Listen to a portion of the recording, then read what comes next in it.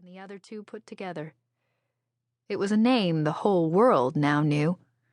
The name of his only daughter. Bronwyn. The Black Hawk military helicopter blew wispy fog from the treetops as it circled over Needsville, Tennessee. The rotor's throb bounced off the Smoky Mountains, echoing as if a herd of gigantic, apocalyptic horsemen were charging over Redford's Ridge. The pilot dropped as low as he dared, 20 feet above the power lines, as he approached the town. He recalled his father's description of a similar approach to an Asian village, only instead of power lines, it had been palm trees, and the villagers had pointed guns and artillery instead of fingers and American flags. "Your folks are sure glad to see you," he yelled over his shoulder to the young woman in the passenger seat behind him. She did not respond. Needsville's main street, its only street, swarmed with people watching the helicopter as it passed overhead. But Bronwyn Hyatt, a private in the United States Army for at least the next 30 days, knew that the pilot's observation was wrong. These weren't her people packing the street below. Hell, the entire population of Needsville couldn't block its own traffic.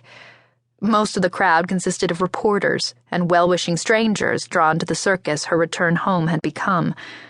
The vehicles she saw were TV news vans and shiny SUVs, not the rusted-out pickups and old sedans of the natives.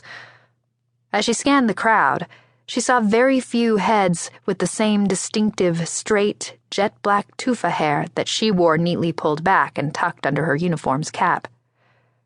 Her official minder, Public Relations Liaison Major Dan Maitland, peered out the other window.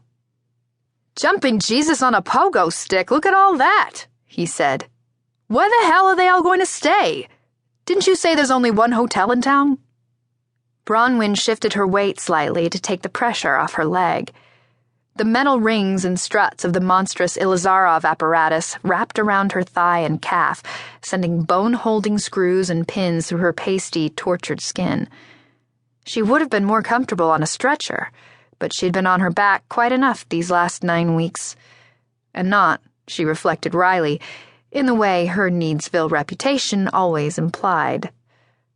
Maitland leaned close and shouted above the engine, "Can you see okay?" Bronwyn shrugged.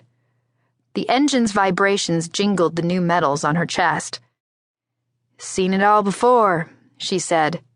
"Yeah, but from the air?" Again, she shrugged. Tufa flight was something she could never explain to someone like him. Maitland patted her on the shoulder. He was a career officer, frighteningly good at his job, and exuded false sincerity with such skill that dozens of flash-in-the-pan media figures still counted him as a friend when he likely couldn't remember their names. Luckily, Bronwyn had seen right through him at their first meeting and maintained a cool cordiality that ultimately perplexed him. He seemed unable to imagine anyone, male or female, immune to his charm.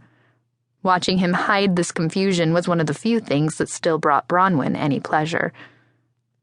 Maitland said something to the pilot, and the helicopter passed back over the town, banking sharply so Bronwyn could be seen at the window. The harness that held her in the seat dug into her shoulder. When she placed her left palm against the glass to maintain her balance, she saw many of the hands below wave in response. The sun glinted off 1,000 camera lenses.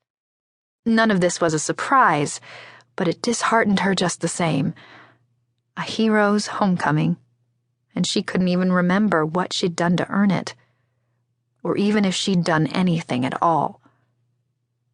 As the helicopter rose to continue on to the small county airport, she caught a glimpse of an old man seated in a rocking chair outside the post office. Rockhouse Hicks did not deign even to acknowledge the circus around him or her passage overhead. It wasn't in his nature to admit, even for a moment, that someone else might be more significant than himself. That made her smile. Some things in Needsville truly never changed. But the smile faded almost at once. That was both Needsville's charm and its curse. Nothing of significance ever did change, or ever would. She herself was living proof of that. And she was too